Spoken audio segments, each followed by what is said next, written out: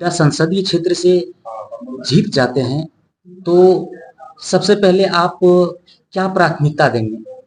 सबसे पहले यहाँ जो बेरोजगारी की समस्या है, यहाँ पर एम्स है, एयरपोर्ट है, जिसमें इनका कोई सौजन्य नहीं है, अडानी है, जितना भी है, यहाँ सबसे पहले स्थानीय लोगों को 100% रखना पड़ेगा। ये आदेश नहीं, अध्यादेश बनकर करके निकलेगा जिस दिन अब से एक सांसद बनेगा। हम लोगों ने बहुत जगह जाके रिपोर्टिंग भी किया था। वहाँ के जनताओं का पब्लिक रिव्यू में समस्या आती थी कि जैसे हमारा एयरपोर्ट है, हवाई अड्डा है, यहाँ स्थानीय लोगों को दरअसल उतना मौका या नौकरी नहीं मिल पाता है। जहाँ तक देखते हैं कि बाहर के लोग ही यहाँ आके नौकरी करते हैं। तो उस पर क्या कहना चाहेंगे? अगर आप सांसद बन जाते हैं तो किस तरह का कार्य करेंगे उस पर? कहाँ से मिलेगा?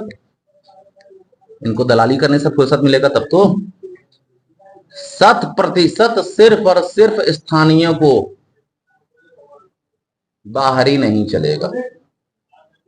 और इसको मैंने चुनौती के रूप में लिया है। जनु और रुद्राक्ष छू करके बोलता हूं, एक ब्राह्मण का बेटा हूं।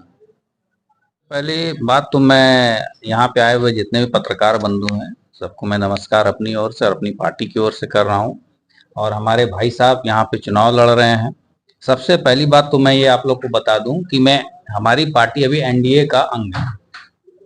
हमारी पार्टी का भारतीय जनता पार्टी के साथ गठबंधन है। तो हम लोगों ने फैसला लिया कि एनडीए के विमुख जाकर, ये बहुत बड़ी न्यूज आपकी बनने वाली है, एनडीए के विमुख जाकर हम लोग, हमारी पूरी पार्टी, पूरे लोकसभा, गोड्डा लोकसभा में हम लोग जो है अपने भाई को समर्थन दे रहे हैं। ठीक है, आनंद झा जी को समर्थन दे रहे हैं जी जान से, पहली बात। दूसरी बात, निशिकांत दुबे जी को उनकी औकात अब समझ में आएगी। उनको ये समझ में आएगी कि जनता का विरोध कितना है। और हम लोगों का जो फैसला लिया गया है, ये जनता के आग्रह पर लिया गया है कि जनता के बीच में उनका जो गुस्सा है, तो हम लोग या कोई भी पार्टी जो है जनता के लिए बनती है, जनता के विश्वास के लिए बनती है। और जनता का विश्वास ये है कि इस बार जो है हम लोग निशिकांत दुबे को देखना नहीं चाहते। चुनाव का आखिरी चरण का मतदान 1 जून को होने वाला है। सभी पार्टी के नेता और निर्दलीय उम्मीदवार अपने प्रचार प्रसार के लिए चुनावी मैदान में कर रहे हैं। तो आज हमारे साथ जुड़े हुए हैं एक निर्दलीय उम्मीदवार अभिषेक आनंद झा जी। तो चलिए उनसे जानते हैं कि क्या चुनावी मुद्दा है और किस तरह का प्रचार प्रसार वो कर रहे हैं, तो किस तरह का ये टक्कर उनको देते हैं। तो चलिए इनसे जुड़ते हैं और जानते हैं। बहुत धन्यवाद। संसदीय क्षेत्र में जा रहे हैं, किस तरह का माहौल आपको देखने को मिल रहा है? देखिए, 14 तारीख को मैंने सबसे पहले अपना नामांकन किया और आज मेरे प्रचार प्रसार का 14वां दिन है। और संयोग से मेरा ईवीएम में 14 नंबर ही है, अलमारी छप। जहां तक आप बात कर रहे हैं प्रचार प्रसार की, आज के दिन में गोड्डा लोकसभा के जितने भी बड़े बुजुर्ग, माताएं, बहनें, या उसके बाद खास करके जितने नवयुवक हैं, सब स्थानीय सांसद से त्रस्त हो चुके हैं। और जहां तक यदि आप बात करेंगे प्रदीप यादव जी की, तो प्रदीप यादव जी सिर्फ और सिर्फ चुनाव बार बार लड़ लेते हैं और उसके बाद फिर पुड़ैयाहाट तक सीमित हो जाते हैं, अपने समुदाय तक सीमित हो जाते हैं। तो इस बार गोड्डा लोकसभा क्षेत्र की जनता जनार्दन ने ये तय किया है कि उनको इस बार परिवर्तन करना है। इनकी जमीन खिसक चुकी है।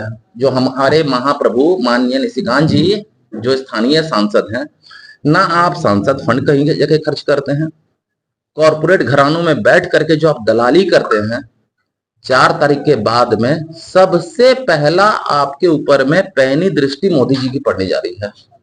और आप दूसरे को जो बोलते हैं भ्रष्टाचार भ्रष्टाचार, सबसे बड़े भ्रष्टाचारी आप हैं। कितना उदाहरण दे। आज हम लोग यहाँ के वोटर हैं, कहीं भी जाते हैं गोड्डा लोकसभा से बाहर जाकर के, तो उसके बाद ये अपना हलफनामा में दिखाते हैं 1972 में इनका जन्म हुआ है और 1982 में ये जाकर के 10वीं का एग्जाम पास कर जाते हैं। हे महाप्रभु, आप कहां से ये सब डिग्री लेकर के आते हैं? 10 साल में कोई बोर्ड का एग्जाम पास कर जाएगा? कम से कम मिनिमम 14 साल है, इतना तो हम लोग को समझ में आता है। एक मामला एक मिनट, उसके बाद दूसरा आप एक एमबीए का डिग्री दिखाते हैं। प्रभु यदि हम अंगूठा छाप हैं, हम यदि मैट्रिक पास हैं तो हम मैट्रिक पास बोलेंगे।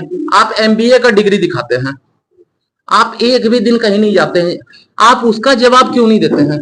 आज आपके चलते टोटल के टोटल गोड्डा लोकसभा की जनता शर्मसार होती है।